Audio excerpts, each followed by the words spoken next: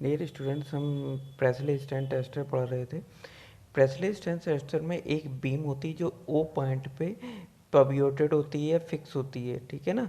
इसके इस O point के दोनों साइड में ये बीम रोटेट हो सकती है। इसका पह एक सिरा ग्रेजुएटेड बीम में मतलब स्केल्ड होता है, जिस पे डब्ल्यू वेट स्लाइड हो सकता है। मतलब इस पे जो डब्ल्यू वेट है जिसमें रेड कलर के वो मार्क्स लगे हुए हैं, ये रोटेट होके डब्ल्यू वेट इस तरीके से इस पे स्लाइड हो सकता है। और इसका जो दूसरा सिरा बी है वो फाइबर रिबन से लगा हुआ है। फाइबर रिबन कैसे क्लैम्प्ड है? जो C2 क्लैम्प है वो फिक्स क्लैम्प है, और C1 क्लैम्प मूवेबल है जो बी पॉइंट से कनेक्टेड है। इन दोनों के बीच में हम फाइबर रिबन लगा देते हैं। अब अब वर्किंग क्या होगी? जैसे ही इनिशियली ये डब्ल्यू वेट है ओ पॉइंट पे ही फिक्स होता है। जब ओ पॉइंट पे फिक्स है तो इस बीम में कोई भी टॉर्क नहीं है, टॉर्क नहीं है, ठीक है ना। जैसे जैसे डब्ल्यू वेट यहाँ पे फिसलता जाता है इस बीम पे या रोल होता जाता है, वैसे वैसे डब्ल्यू वेट इस बीम को इस डायरेक्शन में इस डायरेक्शन में जो अपना डायरेक्शन है इस डायरेक्शन में इसे रोटेट करना शुरू कर देगा, मतलब टॉर्क लगाएगा, इस डायरेक्शन में टॉर्क लगाएगा। जब ये बीम नीचे की तरफ दबती है तो जो बी वाला पोर्शन है वो इस फाइबर रिबन को ऊपर की डायरेक्शन में खींचता है, ठीक है। जैसे जैसे डब्ल्यू वेट आगे की तरफ बढ़ता जाएगा वैसे वैसे इसकी डिस्टेंस डब्ल्यू वेट से ओ पॉइंट की डिस्टेंस डब्ल्यू वेट से बढ़ती जाएगी। जैसे जैसे डिस्टेंस बढ़ेगी वैसे वैसे टॉर्क बढ़ता जाएगा, क्योंकि टॉर्क क्या होता है? डिस्टेंस इंटू वेट बराबर टॉर्क। तो जो डिस्टेंस माना कि ओ ए डैश हो गई इसकी डेंस डब्ल्यू वेट की, जब ओ ए डैश बढ़ेगी तो इसका टॉर्क बढ़ता जाएगा। एक कंडीशन ऐसी आएगी कि ये इतना टॉर्क बढ़ जाएगा कि ये जो फाइबर का बंडल है इस पे टॉर्क इतना ज़्यादा लग जाएगा कि ये ब्रेक कर जाएगा। जब फाइबर का बंडल ब्रेक करेगा तो ये डब्ल्यू वेट जो रोल होना है वो रुक जाएगा, ठीक है ना, और फिक्स हो जाएगा। अब हम इसकी डिस्टेंस और डब्ल्यू वेट के को देखते हुए O A dash into W equal to force breaking force of fibre into O B, उस इस फॉर्मूला से हम ब्रेकिंग फोर्स ऑफ फाइबर निकाल सकते हैं, ठीक है। जब हमारा ब्रेकिंग फोर्स निकल आया फाइबर का तो हम प्रेसले इंडेक्स निकालते हैं। प्रेसले इंडेक्स का क्या फॉर्मूला है?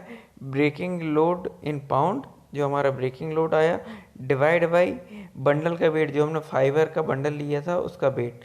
तो ये प्रेसले इंडेक्स आ जाता है। अगर हमें टेंसाइल स्ट्रेंथ निकालनी है तो इन्होंने एक फार्मूला बताया टेंसाइल स्ट्रेंथ ग्राम पर टेक्स में निकालने के लिए हमें प्रेसले इंडेक्स में 5.36 का मल्टीप्लाई कर देना है, डायरेक्टली हमारा इससे टेंसाइल स्ट्रेंथ आ जाती है।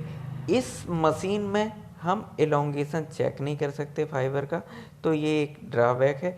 इसके लिए नई मशीन डेवलप की गई जो है स्टेलोमीटर, जो हम आगे पढ़ेंगे।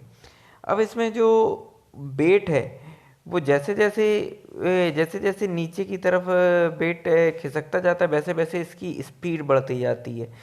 स्पीड बढ़ती जाएगी तो जो लोडिंग है वो लोडिंग कांस्टेंट वे में नहीं रहेगी, वो लोडिंग हो जाएगी, मतलब अनयूनिफॉर्म लोडिंग रह जाएगी। तो ना तो ये CRE है ना ये CRL प्रिंसिपल पे काम कर रहा है।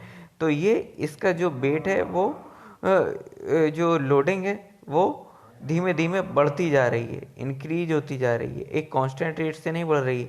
हाँ, एक स्पेशल मैकेनिज्म अगर हम डब्ल्यू वेट पे ऐसा लगा दें कि इसकी वेलोसिटी हमेशा कांस्टेंट रहे, जो रोलिंग की वेलोसिटी है वो कांस्टेंट रहे, तो हमारा फोर्स हमारा एक एक प्रपोर्शन में धीमे धीमे प्रपोर्शन में बढ़ता है। वो कैसे बढ़ता जाएगा? डब्ल्यू इंटू इसकी डिस्टेंस एक निश्चित रेट से बढ़ेगी तो जो टॉर्क है वो निश्चित रेट से बढ़ेगा।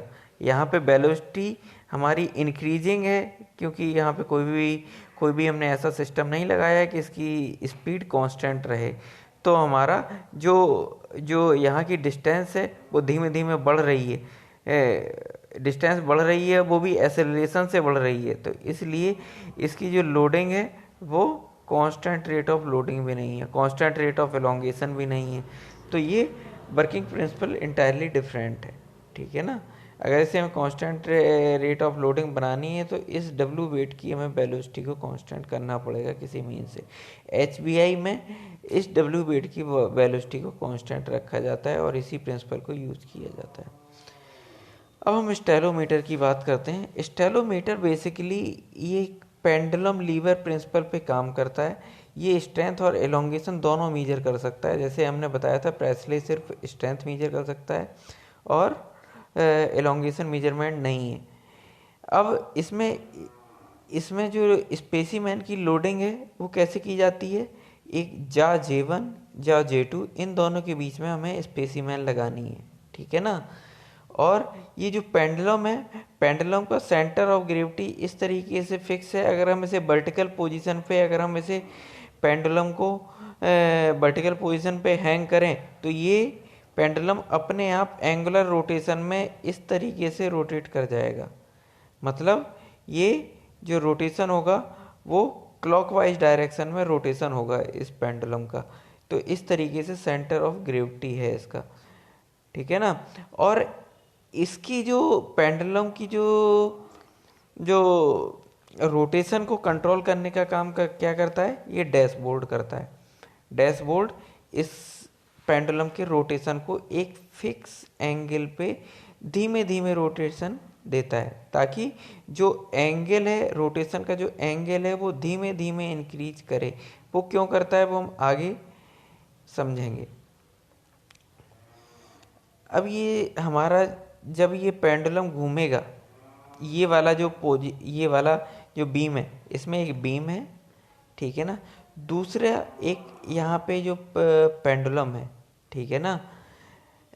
अब इस बीम पे ये पेंडुलम हैंग है और इस बीम का जो सेंटर ऑफ ग्रेविटी है वो मैंने बताया था क्लॉकवाइज डायरेक्शन में रोटेटिंग टेंडेंसी है। ये क्लॉकवाइज डायरेक्शन में रोटेट करेगा, ठीक है ना। तो अब इन दोनों के बीच में जो सैंपल है वो फिक्स है। जब ये बीम क्लॉकवाइज डायरेक्शन में रोटेट करेगी और ये जो पेंडुलम है, पेंडुलम बेसिकली क्या करेगा, पेंडुलम वर्टिकल पोजीशन में फिक्स रहेगा क्योंकि ये तो घूमेगा नहीं। तो जब जब ये बीम रोटेट करेगी तो क्या करेगा, इस पे भी फोर्स लगेगा पेंडुलम पे, क्योंकि ये पेंडुलम इससे फिक्स है, ठीक है ना। रोटेटिंग फोर्स इस पे लगेगा क्योंकि पेंडुलम फिक्स है। जैसे जैसे अब इसमें असेंबली लगी हुई है, फाइब्रस असेंबली, तो जब बीम रोटेट करेगी तो पेंडुलम को भी रोटेशन की टेंडेंसी मिलेगी। और जैसे जैसे एंगल बढ़ता जाएगा वैसे वैसे इन दोनों के बीच में जो फाइबर का टफ्ट होगा उसमें लोडिंग बढ़ती जाएगी, क्योंकि MGH प्रिंसिपल से जो हमने बताया था कि जैसे जैसे हाइट बढ़ेगी वैसे वैसे लोडिंग बढ़ेगी, ठीक है ना। तो जब ये लोडिंग बढ़ती जाएगी तो एक कंडीशन ऐसी आएगी कि ये फाइब्रस टफ्ट मटेरियल टूट जाएगा, ठीक है ना। ये टूट जाएगा और इसमें जो इंडिकेटर लगा हुआ है एक, ये क्या है, ये स्ट्रेंथ इंडिकेटर है जो ये लगा हुआ है, इसमें सेंस दे देगा और ये इस स्केल पे फाइबर के बंडल की स्ट्रेंथ को शो कर देगा।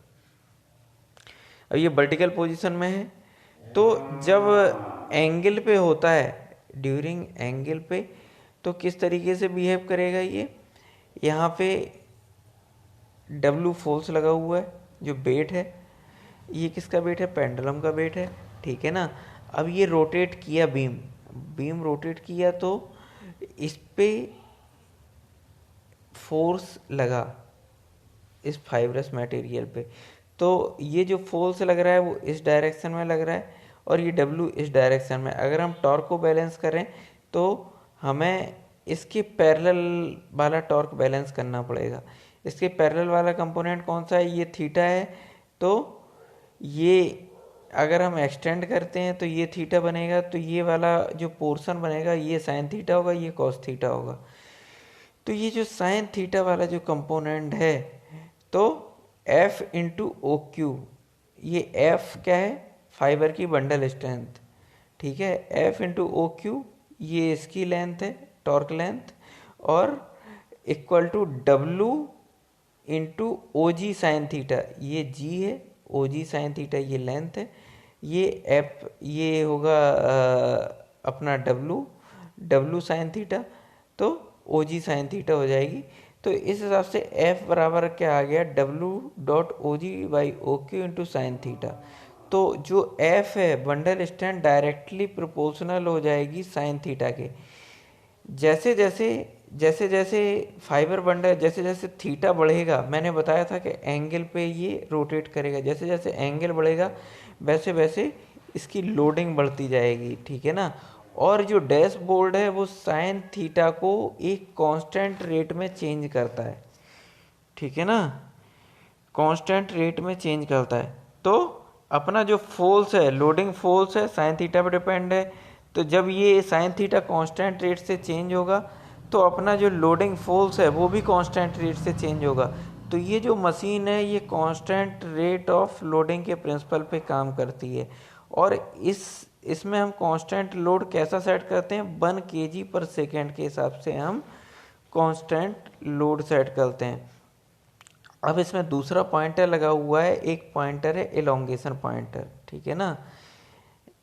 जब जब मशीन में एलोंगेशन होगा, जब ये फाइबर टफ्ट टूटेगा तो जितना एलोंगेशन होगा वो इस स्केल पे शो करेगा। अगर इसमें जीरो एलोंगेशन है तो P2 स्केल इसमें जीरो शो करेगा, ठीक है। इतना समझ में आता है। P1 स्केल ये है, P2 स्केल ये है। तो ये अपना नॉर्मली स्टाइलोमीटर प्रिंसिपल है। आई थिंक ये आज हमारा फाइबर टेस्टिंग कंप्लीट हो गया। जो भी क्वेश्चन है आप पूछ सकते हो।